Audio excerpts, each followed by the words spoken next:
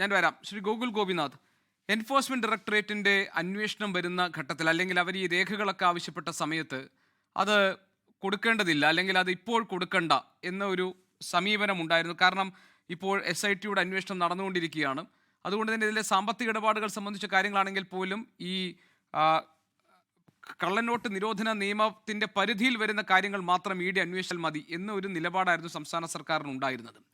ഇപ്പോൾ ഇതിനകത്ത് കോടതി ഇടപെട്ട് ചില ഗുരുതരമായ പരാമർശങ്ങൾ നടത്തിയിരിക്കുന്നു. ഇത് ഏതാനും ചില ഉദ്യോഗസ്ഥരിലേക്ക്, ഏതാനും ചില ആളുകളിലേക്ക് ഈ അന്വേഷണം പരിമിതപ്പെടുത്തി അവസാനിപ്പിക്കാനുള്ള ബോധപൂർവമായ നീക്കം നടക്കുന്നുണ്ട് എന്ന് BJP സംശയിക്കുന്നുണ്ട്. ഇപ്പോൾ ED അന്വേഷണത്തിന് വരികയാണ്. കോൺഗ്രസിന്റെ ഒരു ആരോപണം, ഇത് ഒരു ആഗോള പുരാവസ്തു മാഫിയ സംഘമുണ്ട്, അവരുമായി ബന്ധപ്പെട്ട് നിൽക്കുന്ന ഇടപാടുകൾ ഇതിന്റെ ഭാഗത്ത് നടന്നിട്ടുണ്ടെന്നാണ്. കോടതിയുടെ പരാമർശങ്ങൾ, ഇപ്പോൾ കോടതി നിയോഗിച്ചതാണ് ഈ സംഘത്തെ, അവരാണ് അന്വേഷിച്ചുകൊണ്ടിരിക്കുന്നത്, അവർ നടത്തിയിട്ടുള്ള അറസ്റ്റാണ്. അങ്ങനെ ഡിസംബർ 5-ന് ശേഷം ഈ അന്വേഷണം അതിനൊരു മെല്ലെപ്പോക്കുണ്ടെങ്കിൽ അത് സംസ്ഥാന സർക്കാരിൻ്റെ സ്വാധീനം മൂലമാണ്, സമ്മർദ്ദം മൂലമാണ് എന്ന് എങ്ങനെ പറയാൻ കഴിയും എന്നാണ് CPM പ്രതിനിധി ചോദിക്കുന്നത്. കാരണം കോടതിയുടെ മേൽനോട്ടത്തിലാണ് ഞങ്ങൾ അതിൽ ഇടപെടൽ നടത്തുന്നില്ല എന്നാണ്. എങ്ങനെയാണ് BJP ഇന്നത്തെ പരാമർശങ്ങളെ കാണുന്നത്? ആദ്യമേ തന്നെ കോടതിയുടെയും ഈ പരാമർശത്തെ കൃത്യമായി ഗൗരവത്തോടു കൂടിയാണ് ഭാരതീയ ജനതാ പാർട്ടി കാണുന്നത്. രണ്ടാമത് എൻഫോഴ്സ്മെന്റ് ഡയറക്ടറേറ്റ് EDയുടെ ഈ അന്വേഷണം, EDയുടെ പരിധിയിൽ അന്വേഷണം വരുന്നതിനെ ശുഭകരമായിട്ടാണ് അല്ലെങ്കിൽ സ്വാഗതം ചെയ്തുകൊണ്ടാണ് BJP സ്വീകരിക്കുന്നത്. ഇവിടെ CPMന്റെ പ്രതിനിധി ആദ്യമേ വയ്ക്കുന്ന വാദം, ഇത് കോടതി ചുമതലപ്പെടുത്തിയ അന്വേഷണ സംഘമാണ്, പ്രത്യേക അന്വേഷണ സംഘമാണ്, അതുകൊണ്ട് അതിനകത്ത് CPMന് ഒരു രീതിയിലുമുള്ള കാര്യങ്ങൾ, ഇടപെടലുകൾ അതിനകത്ത് വരില്ല. നമ്മൾ മനസ്സിലാക്കേണ്ടത്, സ്റ്റേറ്റ് ലിസ്റ്റിൽ 7ാമത്തെ ഷെഡ്യൂളിൽ വരുന്നതാണ് നമ്മുടെ പോലീസ്. സംസ്ഥാന സർക്കാരിൻ്റെ അധികാര പരിധിയിൽ വരുന്നതാണ് പോലീസ്. ഈ പോലീസിനെയാണ് ബഹുമാനപ്പെട്ട കോടതി അന്വേഷണം ഏൽപ്പിച്ചിരിക്കുന്നത്. സ്വാഭാവികമായിട്ടും തിരഞ്ഞെടുപ്പ് വന്നു. തിരഞ്ഞെടുപ്പിന് തൊട്ട് മുമ്പ് വരെ കൃത്യമായി അന്വേഷണം പോയി, കോടതിയുടെ മേൽനോട്ടത്തിൽ പോയി. ഈ വൻ തോക്കുകൾ അറസ്റ്റ് ചെയ്യപ്പെട്ടില്ലെങ്കിലും അതിൻ്റെ എല്ലാം ആടുതല്ലികൾ, പിണറായി വിജയൻ്റെ ആടുതല്ലികളായിട്ടുള്ള വാസുവും പത്മകുമാറും മുരാരി അടക്കമുള്ള ആളുകൾ, പോറ്റി അടക്കമുള്ള ആളുകൾ അറസ്റ്റ് ചെയ്യപ്പെട്ടു. പക്ഷേ ഇലക്ഷൻ്റെ ഘട്ടത്തിൽ അതെല്ലാം ഒരു സ്വിച്ചിട്ടതുപോലെ അത് നിൽക്കുകയും പിന്നീട് ഈ ഇലക്ഷൻ്റെ പശ്ചാത്തലത്തിൽ അന്വേഷണം മുന്നോട്ട് പോകാതിരിക്കുകയും ചെയ്യുന്ന സാഹചര്യം ഉണ്ടായി. ഇന്ന് തന്നെ കോടതി എന്താ പറഞ്ഞൊരു വാക്ക്, ഈ പ്രത്യേക അന്വേഷണ സംഘം SIT ആലസ്യത്തിലാണോ എന്നാണ് കോടതി ചോദിച്ചത്. കോടതി തന്നെ നിയോഗിച്ച അന്വേഷണ സംഘത്തോട് കോടതി തന്നെ ചോദിക്കുകയാണ്, നിങ്ങൾ ആലസ്യത്തിലാണോ എന്ന് ചോദിക്കുകയാണ്. അപ്പോൾ സ്വാഭാവികമായിട്ടും ഇതിനകത്ത് കൃത്യമായിട്ടുള്ള രാഷ്ട്രീയ ഇടപെടലുകൾ ഈ കേരളത്തിൻ്റെ സംസ്ഥാനം ഭരിക്കുന്ന ഇടത് സർക്കാരിൻ്റെ ഭാഗത്തു നിന്ന്, പിണറായി വിജയൻ്റെ ഭാഗത്തു നിന്ന്, അവരുടെ ആഭ്യന്തര വകുപ്പിൻ്റെ ഭാഗത്തു നിന്ന് ഉണ്ടായിട്ടുണ്ടെന്ന കാര്യം തർക്കമില്ല. ഇവിടെ EDയുടെ അന്വേഷണം കൃത്യമായി വരുമ്പോൾ നമ്മൾ മനസ്സിലാക്കേണ്ടത്, ഈ പ്രത്യേക അന്വേഷണ സംഘത്തിൻ്റെ അവരുടെ ഒരു ജൂറിസ്ഡിക്ഷൻ അല്ല എൻഫോഴ്സ്മെന്റ് ഡയറക്ടറേറ്റിന്റെ ജൂറിസ്ഡിക്ഷൻ. ആ ജൂറിസ്ഡിക്ഷൻ എന്ന് പറയുന്നത്, അധികാരപരിധി എന്ന് പറയുന്നത് വിപുലമായിട്ടുള്ള അധികാരപരിധിയാണ്.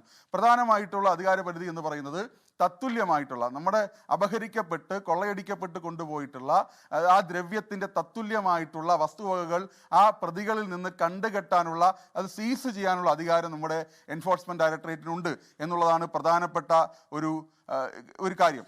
അതുപോലെ തന്നെ സ്റ്റാറ്റ്യൂട്ടറി പവറുകൾ, എൻഫോഴ്സ്മെന്റ് ഡയറക്ടറേറ്റിന്റെ സ്റ്റാറ്റ്യൂട്ടറി പവറുകൾ എന്ന് പറയുന്നത് പ്രൊവിഷൻസ് ഓഫ് അറ്റാച്ച്മെന്റ്, സീസ് ചെയ്യാനും അതുപോലെ തന്നെ വസ്തുവകകൾ കണ്ടുകെട്ടാനുമുള്ള അധികാരം, അതുപോലെ തന്നെ റെയ്ഡ് ചെയ്യാനുള്ള അധികാരം, അതുപോലെ പവർ ഓഫ് അറസ്റ്റ് ചെയ്യാനുള്ള അധികാരം, അതുപോലെ തന്നെ റിവേഴ്സ് ബർഡൻ ഓഫ് പവർ എന്ന രീതിയിലേക്കുള്ള അധികാരം. പ്രതികൾ യഥാർത്ഥ വസ്തുവകകൾ അതിനെ കണ്ടുകെട്ടിയാൽ അത് തങ്ങളുടേതാണെന്ന് പ്രതികൾ തെളിയിക്കേണ്ടി വരും.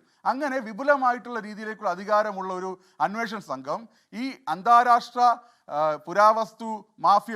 പുരാവസ്തുക്കളെ അത് കവർന്നെടുത്തുകൊണ്ട് അന്താരാഷ്ട്ര മാർക്കറ്റിൽ അതിനെ വ്യാവസായിക അടിസ്ഥാനത്തിൽ അതിന് വിറ്റഴിക്കുന്ന ഈ മാഫിയ സംഘത്തെ പിടിച്ചുകെട്ടാൻ ഇത്തരത്തിൽ എൻഫോഴ്സ്മെന്റ് ഡയറക്ടറേറ്റിന്റെ സ്വാധീനവും അവരുടെ കടന്നുവരവിലൂടെ മാത്രമേ നമുക്കതിനെ തടഞ്ഞു നിർത്താൻ വേണ്ടി കഴിയൂ, അതിലേക്ക് പോകാൻ വേണ്ടി കഴിയൂ.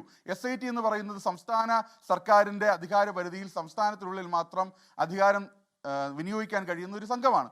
അപ്പോൾ എൻഫോഴ്സ്മെന്റ് ഡയറക്ടറേറ്റിന്റെ കടന്നുവരവിനെ സ്വാഗതം ചെയ്യുകയാണ് BJP. അതുപോലെ തന്നെ നിങ്ങൾ മനസ്സിലാക്കേണ്ടത്, എവിടെയാണ് ഈ അന്വേഷണം നടന്നത്? ഈ പത്മകുമാർ അറസ്റ്റ് ചെയ്യപ്പെടുന്നു, വാസു അറസ്റ്റ് ചെയ്യപ്പെടുന്നു. ഈ അന്വേഷണം അടുത്തത് ഈ പറയുന്ന ദേവസ്വം വകുപ്പിനെ കൈകാര്യം ചെയ്തുകൊണ്ടിരുന്ന 5 കൊല്ലം 2016 മുതൽ 2021 വരെ കൈകാര്യം ചെയ്തുകൊണ്ടിരുന്ന കടകംപള്ളി സുരേന്ദ്രൻ എന്ന് പറയുന്ന നിലവിലെ കഴക്കൂട്ടം MLA ഈ അന്വേഷണം എത്തി. നമുക്കറിയാലോ കടകംപള്ളി സുരേന്ദ്രൻ്റെ ഒക്കെ രാഷ്ട്രീയ രീതി എന്ന് പറയുന്നത്. എന്താ കടകംപള്ളിയുടെ രീതി? തൻ്റെ വകുപ്പിൻ്റെ കീഴിലെ എല്ലാ കാര്യങ്ങളും താൻ അറിഞ്ഞുകൊണ്ടും അതിൽ നിന്ന് എന്തെല്ലാം നേട്ടങ്ങൾ ഉണ്ടാക്കാൻ കഴിയും അതെല്ലാം നേട്ടങ്ങൾ ഉണ്ടായിക്കൊണ്ട് മാത്രമേ കടകംപള്ളി, നമ്മൾ തിരുവനന്തപുരത്തുകാർക്ക് അറിയാവുന്ന രീതിയാണല്ലോ കടകംപള്ളി ഒരു രീതി. അപ്പോൾ ആ കടകംപള്ളിയിലേക്ക് കടകംപള്ളിയുടെയും കടകംപള്ളിക്കാരാണോ അനുഗ്രഹാശംസകൾ നൽകുന്നത് അവരുടെയും എല്ലാ രീതിയിലുമുള്ള താല്പര്യങ്ങളുടെ വിധേയപ്പെട്ടാണ് ഈ കൊള്ള നടന്നിട്ടുള്ളത്. അപ്പോൾ കടകംപള്ളി അറസ്റ്റ് ചെയ്തിരിക്കാൻ വേണ്ടിയാണ് ഈ രീതിയിലേക്ക് ഈ അന്വേഷണത്തെ മന്ദീഭവിക്കുന്നത്. അതിനുശേഷം നമ്മുടെ നിലവിലെ മന്ത്രി വാസവനിലേക്ക് ഈ അന്വേഷണം എത്തും. ഇതിൻ്റെ ഇടയിലെല്ലാം രക്ഷപ്പെട്ടു പോകുന്ന വേറൊരാളുണ്ട്, രാധാകൃഷ്ണൻ. വാസവനും കടകംപള്ളിക്കും ഇടയിൽ ഈ പറയുന്ന ദേവസ്വം ബോർഡ് മന്ത്രിയായിരുന്ന രാധാകൃഷ്ണൻ ആ കരുവന്നൂര് ബാങ്ക് തട്ടിപ്പിലൊക്കെ നമ്മൾ പരാമർശിച്ചു പോയ പേര് പോലെ മാന്യനായി നടിക്കുകയും മിടുക്കനായി നടിക്കുകയും സാധാരണക്കാരൻ്റെ പരിവേഷം കൊണ്ടുവരികയൊക്കെ ചെയ്ത് ഇങ്ങനെ തായം കളിച്ചു പോകുന്ന ഒരു രാഷ്ട്രീയക്കാരനുണ്ട്. അദ്ദേഹം കൂടി രക്ഷപ്പെട്ടു പോവുകയാണ്. നമ്മൾ കടകംപള്ളിയുടെ പിറകെ പോകുമ്പോൾ ഈ നമ്മുടെ രാധാകൃഷ്ണൻ മുൻ മന്ത്രി നിലവിലെ MP-യുടെ പിറകെ കൂടി ഈ അന്വേഷണങ്ങൾ വ്യാപിക്കേണ്ടതായിട്ടുണ്ട്.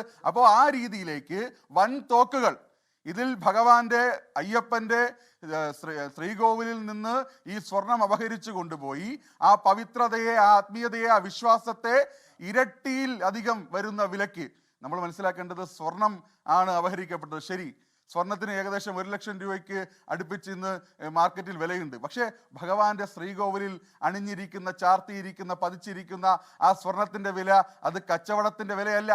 ആ വില എന്ന് പറയുന്നത് വിശ്വാസത്തിന്റെ വിലയാണ്. ആ വില എന്ന് പറയുന്നത് പുരാവസ്തുവിന്റെ വിലയാണ്.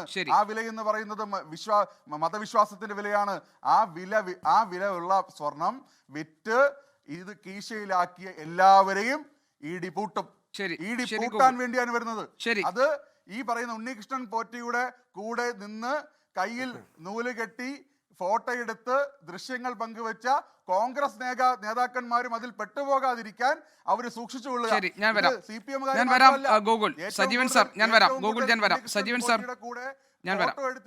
ദൃശ്യങ്ങളുള്ളത് കോൺഗ്രസ്സുകാരാണ്. ലോകത്തെവിടെയായാലും ഏത് സമയത്തും 24 വാർത്തകളും ഓഗ്മെന്റഡ് റിയാലിറ്റി പാക്കേജുകളും എക്സ്പ്ലെയിനറുകളും വിശദമായി കാണാൻ ഞങ്ങളുടെ YouTube ചാനൽ നിങ്ങൾക്ക് സബ്സ്ക്രൈബ് ചെയ്യാം.